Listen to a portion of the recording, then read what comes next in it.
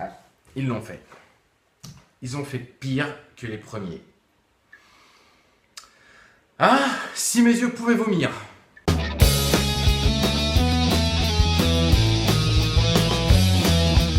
Mais quel film de merde! Bon allez, autant rentrer tout de suite dans le vif du sujet car rien que d'en parler, ça me donne envie je sais pas, de taper des fans de Kev Adams, tiens. Vous voulez économiser le prix d'une place de ciné? Eh bien c'est très simple, n'allez pas voir le dernier film Marvel produit par la Fox. Pourquoi? Bah c'est très simple hein, et je m'en vais vous le dire tout de suite. Ce film ne respecte en rien la bande dessinée. Et là vous allez me dire un truc du genre ouais mais c'est la volonté du réalisateur de casser les codes, de prendre juste la base et d'apporter sa vision beaucoup plus sombre de l'histoire, etc. etc. Eh stop! Là j'ai juste envie de dire vos gueules quoi. Vous le savez maintenant, je suis archi fan de comics, des comics Marvel. Et même si je m'y connais beaucoup plus en Spider-Man qu'autre chose, ça m'empêche pas de connaître les autres séries que je lisais étant gosse et de saisir tout ce qu'elle voulait retranscrire. Sauf que là, ah bah ça retranscrit un peu mes couilles quand même hein. Bon, on passera volontiers sur le fait que la femme invisible soit ici une nana adoptée par le professeur Storm, ce qui explique la différence ethnique avec son frère et son père.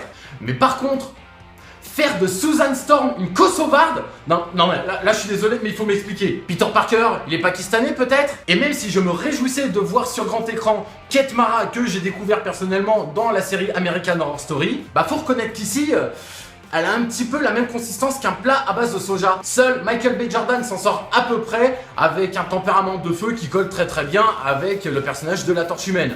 Mais en même temps, c'est super facile de faire ça. Mais pour le reste du casting, eh ben c'est zéro charisme, personnalité limite inexistante et lien entre les protagonistes mais tout juste survolé. À aucun, et je dis bien aucun moment dans le film, on ne ressent l'esprit de famille qui anime le groupe dans la BD et qui est l'essence même de la série. Bon après... le film est long, mais pas long vite fait hein, non, c'est long sa mère! Plus de la moitié du film est utilisé pour expliquer comment le groupe acquiert ses super pouvoirs, et pour le coup ce n'est plus lors d'un voyage dans l'espace, mais lors d'une expédition dans la zone négative qui a été découverte par Red Richard alors qu'il était tout juste gamin. Toujours accompagné de son pote Ben Grimm, alias La Chose, qui est pour le coup super bien représenté en image de synthèse et incarné par Jamie Bell, qui est un adepte de la motion capture. Oh et putain, j'allais oublier le plus important, Victor Von Doom, alias le Dr Fatalis chez nous, qui est l'un des persos les plus classes, arrogant, voire dangereux de l'univers Marvel. Et ben là, la première image qu'on a de Victor Von Doom dans le film, et ben c'est juste l'image d'un geek à la limite de la loque humaine et qui par moments se montre même totalement sympathique avec le reste de l'équipe. Normal quoi. Et encore, je vous ai pas dit le pire. Le pire, c'est la bataille de fin expédiée en 5-10 minutes à tout péter. Dans une succession de n'importe quoi intégral orchestré par Victor Von Doom. Un Victor Von Doom tellement dégueulasse que même Christina Cordula aurait du mal à le relooker. Non, parce que le mec dans le film a quand même fusionné avec sa combinaison spatiale. Et du coup...